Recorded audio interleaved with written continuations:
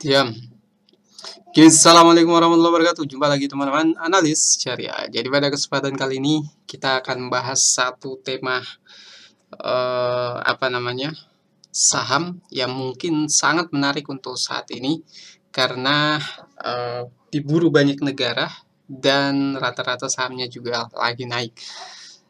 Yang akan kita bahas saat ini adalah prospek saham nikel dan juga resiko untuk membeli saham nikel. Jadi buat teman-teman yang tanya saham nikel terbaik, saham nikel yang masih murah, dan saham nikel 2025, seperti apa prospeknya? Nah, kita akan bahas secara singkat. Buat yang baru bergabung, jangan lupa subscribe dan share video ini ke berbagai sosial media. Oke, kita langsung saja masuk ke pembahasannya. Jadi, yang pertama, untuk prospek saham nikel ini, teman-teman, permintaan global tinggi. Sebagaimana kita ketahui bahwa nikel ini adalah bahan utama baterai kendaraan listrik atau electric vehicle, terutama untuk NMC, nikel manganis kobalt.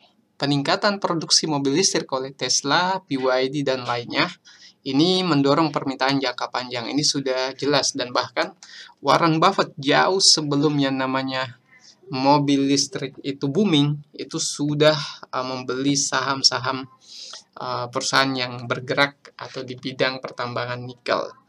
Nah, yang kedua adalah Indonesia sebagai pemain utama. Karena kita membeli sahamnya di Indonesia dan produsen nikel terbesar di dunia, salah satunya adalah Indonesia yang punya cadangan besar. Selain itu, ini didukung oleh pemerintah yang mana dorongan untuk hilirisasi, peningkatan nilai tambah dari ekspor nikel mentah ke produk olahan. Dan menariknya, saham yang akan kita bahas besok ini sahamnya adalah pengolahan nikel, bukan pertambangan, yang bisa jadi marginnya jauh lebih tinggi. Jadi hilirisasi ini adalah diantaranya produk olahan seperti NPI, ferronikel, stainless steel, dan prekursor baterai. Kemudian yang ketiga adalah hilirisasi. Nah, ini sudah kita singgung tadi bahwa hilirisasi ini sama dengan margin lebih tinggi. Kalau perusahaan-perusahaan yang kita beli sahamnya dan itu masuk kategori perusahaan yang bergerak bukan hanya bidang pertambangan, bahkan pengolahan nikelnya jauh lebih tinggi, maka itu menarik. Dan kebetulan besok malam teman-teman yang subscribe ke channel ini akan kita bahas satu saham yang menarik.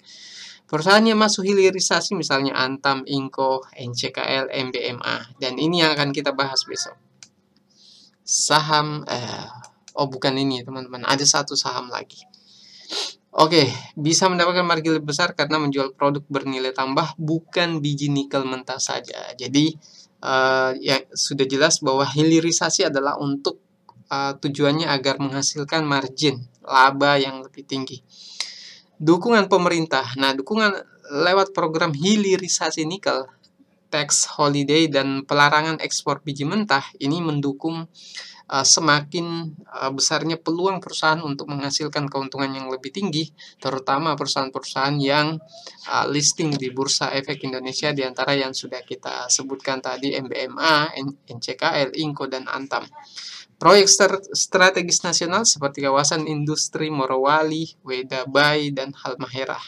Nah, itu empat di antara prospek saham nikel kalau teman-teman beli sahamnya. Dan besok kita akan bahas satu saham yang menarik untuk ini. Kemudian, resiko saham nikel. Jadi teman-teman, fluktuasi harga nikel global ini sangat dipengaruhi oleh permintaan global, persediaan di bursa, dan kebijakan Cina, Fed, dan geopolitik. Jadi sebenarnya pemain utamanya itu kalau bukan Cina, ya itu Amerika. Dua brand paling terkenal adalah Tesla dan BYD. Dua produsen mobil listrik ini sangat menentukan arah kebijakannya kemana. Kalau memang baterainya masih full menggunakan nikel, dalam artian masih dominan menggunakan nikel, maka prospek untuk harga nikel global juga akan tetap tinggi. Oversupply dari Cina dan Indonesia sama-sama ekspansi besar-besaran, dan resiko dari saham nikel ini adalah kalau oversupply dari produsen Cina maupun Indonesia, maka hukum dagang akan terjadi di mana supply and demand akan terjadi. Di mana ketika supply-nya banyak dan demand-nya kurang, maka harga akan turun. Tapi kalau supply-nya sedikit dan demand-nya lebih tinggi, maka harga akan naik. Jadi seperti itu hukum ekonominya. Kemudian risiko lingkungan dan regulasi. Tambang nikel rawan konflik lingkungan dan sosial. Pemerintah bisa menerapkan aturan baru yang membatasi produksi dan menaikkan royalti. Nah, kalau ini terjadi, tentunya walau nikel tetap dibutuhkan, tapi laba yang dihasilkan perusahaan mungkin bisa lebih rendah lagi. Keuntungan pada mitra asing. Banyak proyek hilirisasi dikerjakan lewat joint venture dengan Tiongkok, yang bisa berisiko jika hubungan memburuk atau terjadi perselisihan kepemilikan atau pengelolaan. Kemudian capex dan utang tinggi. Jadi capital expenditure-nya, pembangunan smelter dan fasilitas pengolahan butuh modal besar. Risiko pembengkakan biaya atau utang. Jadi untuk hal-hal yang mungkin dalam masih proses pembangunan pengolahannya mungkin butuh biaya besar.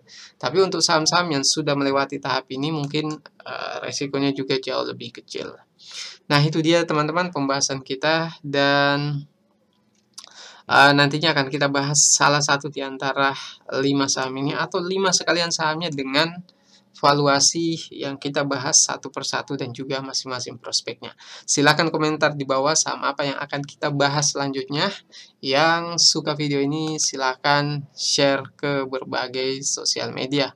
Yang belum subscribe, jangan lupa subscribe dan jangan lupa komentar di bawah. Sekian dari kami. Assalamualaikum warahmatullahi wabarakatuh.